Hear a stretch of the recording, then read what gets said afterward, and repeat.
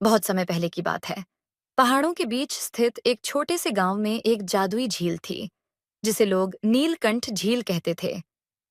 इस झील के बारे में कहा जाता था कि यहाँ कोई भी अपनी सच्ची मनोकामना लेकर आए तो वह पूरी हो जाती थी। लेकिन इसके साथ ही एक शर्त थी। मनोकामना केवल उसी की पूरी होती थी जिसका हृदय सच्चा और पवित्र हो।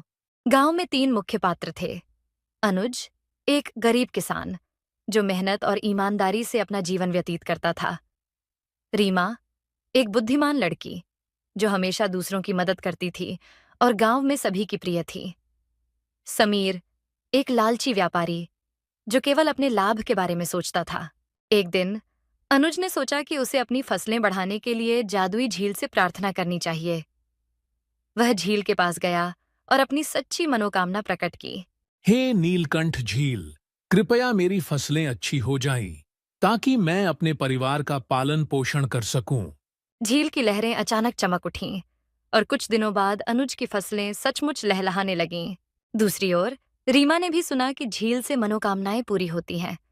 उसने सोचा, अगर मेरी एक मनोकामना पूरी हो सके तो मैं गांव के सभी बच्चों की शिक्षा के लिए स्कूल बनवाना चाहती हूँ। वह झील के पास गई और अपनी मनोकामना प्रकट की। कुछ ही दिनों में गांव में एक स्कूल का निर्माण शुरू हो गया और सभी बच्चे शिक्षा पाने लगे। जब समीर को इस बारे में पता चला तो उसने सोचा कि उसे भी अपनी दौलत बढ़ाने के लिए झील से प्रार्थना करनी चाहिए। वह झील के पास गया और बोला, हे नीलकंठ झील, मुझे बहुत सारा धन दो ताकि मैं सबसे अमीर बन जाऊं। लेकिन उसकी मनोकामना पूरी नहीं हुई। वह गुस्से में घर लौट आया और सोचने लगा कि झील ने उसकी इच्छा क्यों नहीं सुनी।